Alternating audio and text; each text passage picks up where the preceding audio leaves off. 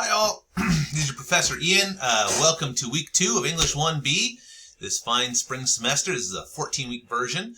What you're watching right now is my usual Monday video. Usually I'll go through your perusal and flip grids and assign grades on a Monday. I go through and read them throughout the week, but on Mondays is when I go through and assign the grades. The same with the concept quizzes. So all those like little weekly assignments, I'll go through and do that, and then post a video on Monday where I talk about what we did last week, the previous week, and then talk about what we're doing this week. So it's a kind of a video lecture to update us and tie things together between what we've been doing and look forward to what we're doing this week. So look forward to one of these per week, usually on Monday, sometimes on Tuesday. So last week was the first week of the course. And because it's a 14-week course, we had to both get to know each other in the course and look at the syllabus, all that, first week stuff, plus get into some of the concepts that we'll be looking at this semester. So last week I asked you to look over the syllabus using Perusal, and that's an app that we'll be using pretty much every week, and it seems like everybody is on top of that, so that's great. It's super user-friendly. I've had nothing but positive things from students. It's, in my opinion, the best way to replicate an in-class experience, right? It's the closest we can get to that kind of discussion and interaction that we get when you're working in class. And in some ways, it's actually superior in some ways because you can take your time and really get into the text and leave thoughtful comments and not have to worry about thinking on the spot or, all that kind of stuff. So it's a really great app. We'll be using it throughout the semester, so I'm glad to see everybody's doing well with it. I'll go over that document in a minute that I gave you to read. I also asked you to introduce yourself via Flipgrid, and I just looked over those. Those are great. A lot of interesting people. It's always fun to see the different walks of life people are coming from. We have people from Louisiana. We have student athletes. We have one student who had heart surgery. It's just, a real interesting mix of people, and everybody has such interesting stories. So that's always fun. With the Flipgrid, if you want to turn off the video, go ahead. It's nice to see people as they speak and get that face-to-face connection, but don't feel pressure to do that. It's just meant to be a kind of low-stakes social engagement to humanize this online experience. Not meant to give anybody anxiety, so do bear that in mind. Last week I also gave you a concept quiz, and concept quiz is a bit misleading.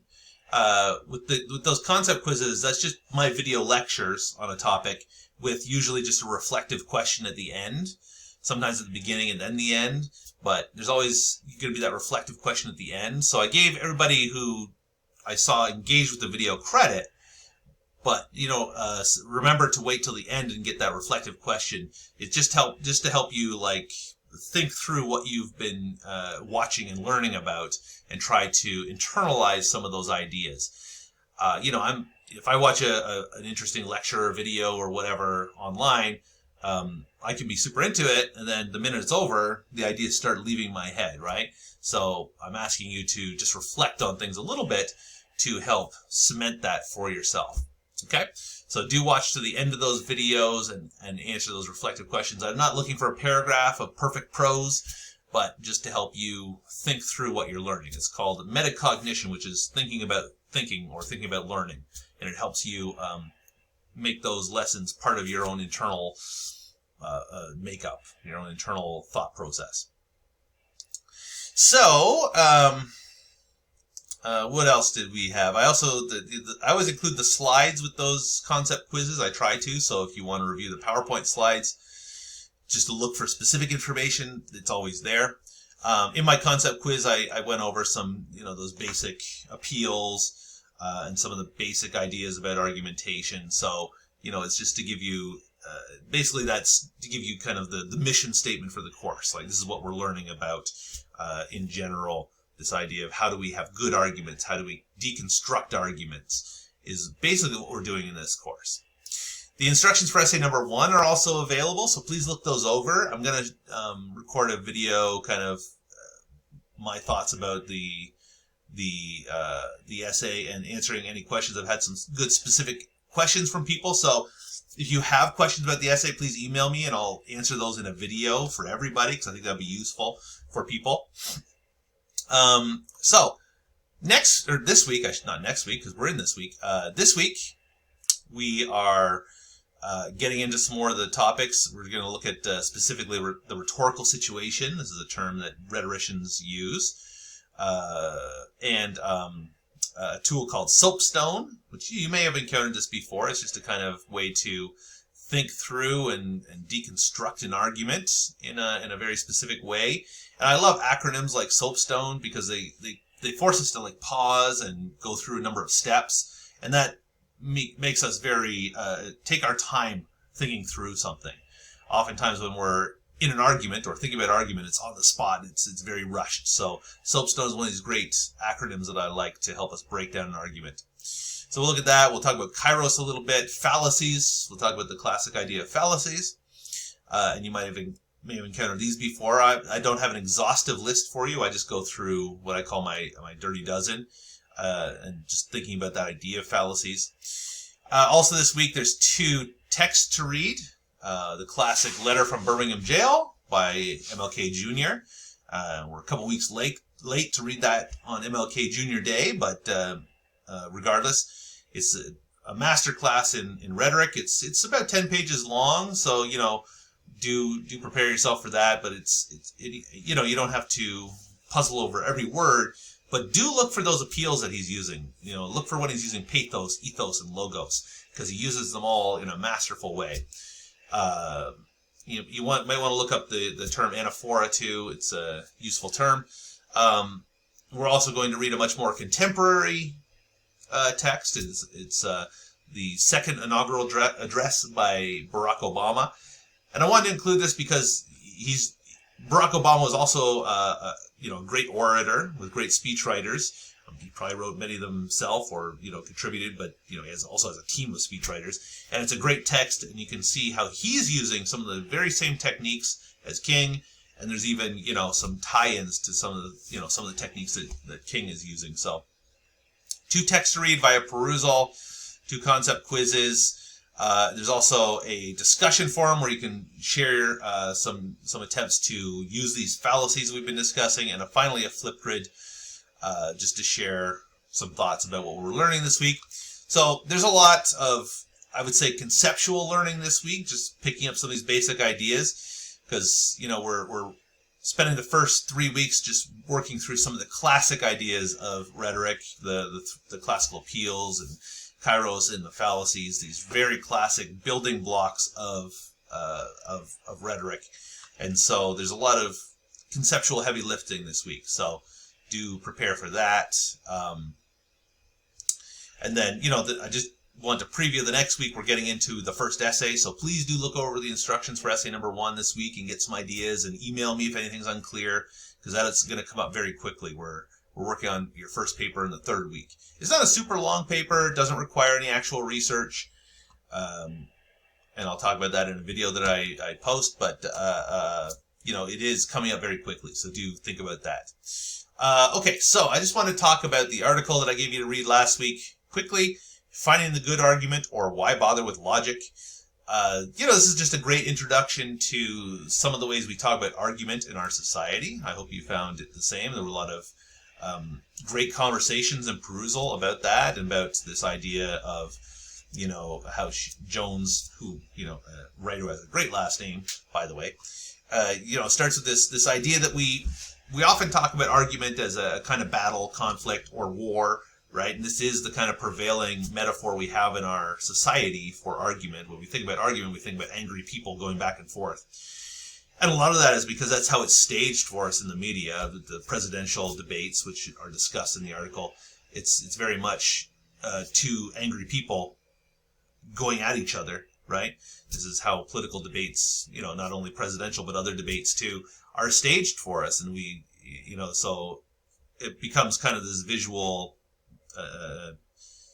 part of media where this is how we see arguments, presented for us.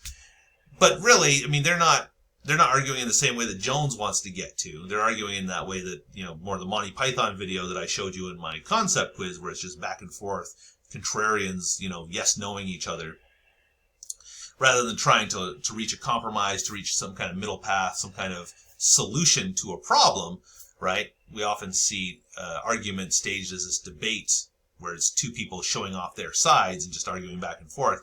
And they're not trying to convince each other in a presidential debate or other political stage debate. They're not trying to convince each other, right? That's never going to happen. That's not the point of those exercises. The point is to reinforce what the audience believes about that candidate for a political debate, right?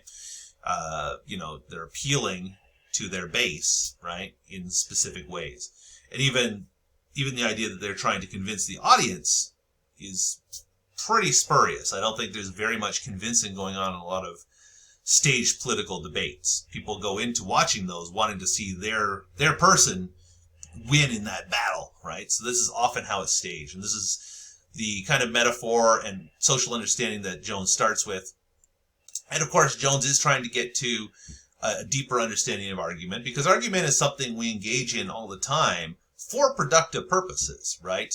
If we didn't engage in argument for productive purposes, nothing would get done in the world. So this is something to bear in mind. Most decisions that are made have some kind of argument involved, right? Like, what should we do? Should we do this or should we do this? And then people go back and forth and argue about which is the best solution, right? And if it's contentious and just back and forth, it's not very useful.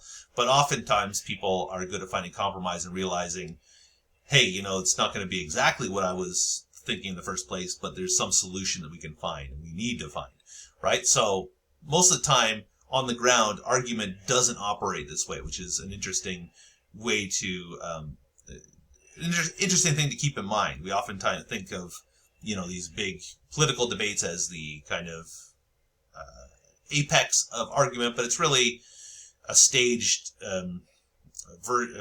exercise in rhetoric rather than an actual argument. So she had some great stuff about thinking about the way we actually use argument, and this is what she's getting at in like the activity finding middle ground, right? We often find middle ground. We do this all the time when we talk with people, our family, loved ones, friends. This, without being able to find middle ground, very few of us would have many friendships or relationships. So, it's the idea that either or propositions, which we'll talk about with the fallacies, we all understand that we can't have it that way for most things in life. So she goes through some of the classic ideas of rhetoric, which is very useful. Plato and Aristotle. You heard more about Aristotle last week. We'll hear a bit more this week. Aristotle gave us a lot of the terms that we use classically to talk about rhetoric. Comes out a lot of Aristotle's work, or people writing about Aristotle's work, because he didn't actually write anything. It was all his students who wrote down his speeches and such. She goes into some of the classic ideas, deductive versus inductive reasoning. Pardon me. And 90% of the way we argue and discuss things is inductively. We're inferring conclusions based on partial evidence, right? Deductive is a very specific way of talking about arguments where the proof for the argument is contained within the terms of the argument itself, right? Like those syllogisms she talks about.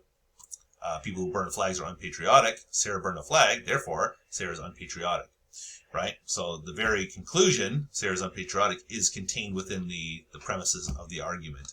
And so deductive logic is this very specific way of thinking about argument. It's fascinating, and I suggest taking a logic course if you get a chance to look into that more. But most of the time we use inductive reasoning.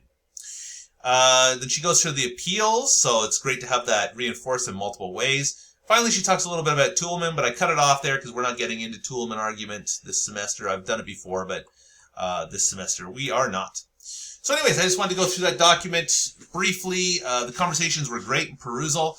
One thing to remember about those discussions in perusal is if you want to tag me, please do so. But try to do that earlier in the week. It's very hard for me to really respond with any depth if you tag me Sunday at 11:50 or something like that. Not that anybody did. I just want to remind people of that. So that's about it for now.